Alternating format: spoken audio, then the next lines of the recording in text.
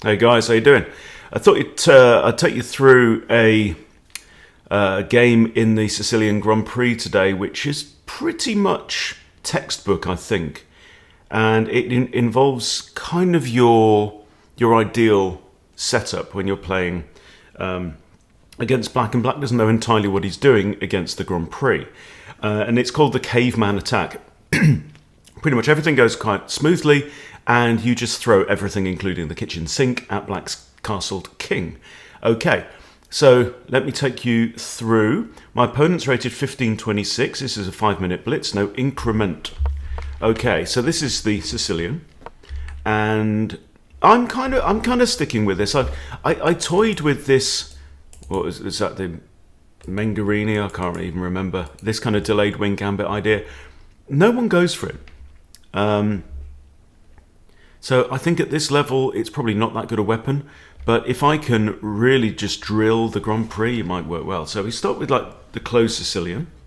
So the open Sicilian would be knight here, and then pushing d4, tradey trade in the middle. Very open board. All right, this is the closed Sicilian. So d6 is pushed. Now this is already maybe slightly inaccurate. E6 is common, knight to c6 is probably the default. They might do the fianchetto now, and f4. Right, I'm throwing Freddy up the board. It fits with the Kruger repertoire. Let's do it. Now the knight comes out, and we notice we have knight and king in line, so we can throw the bishop in here. Okay, they block, I take, they take. Okay, now the computer, the engine has this as dead equal. Ignore the engine. I push d3. I could have brought my knight out earlier as well, but you know, I've used 7 seconds so far. And now the knight comes out. Now they prepare to fianchetto. This is very, very common. And they're going to castle their king there. And what we're going to do is just try and bombard that corner of the board. Castles, fianchettos, queen e1, signature Grand Prix move. Then you've always got this decision whether your queen's going to come to g3 or to h4. Sometimes their bishop could be here. Sometimes the knight can move to this square, so you just need to be conscious of that as well. And also depending on where the light square bishop is. Now their light square bishop is off his mark here, so we don't have to worry about the bishop there. We do have to worry about the knight. Okay, castles and queen h4. Now the key thing here to bear in mind is if black plays h5, that can kind of gum up our attack.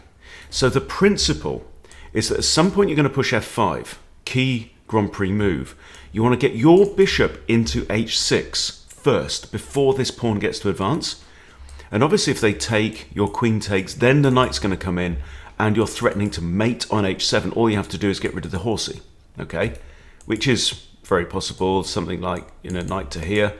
Miko did this move, I've always remembered it. Okay.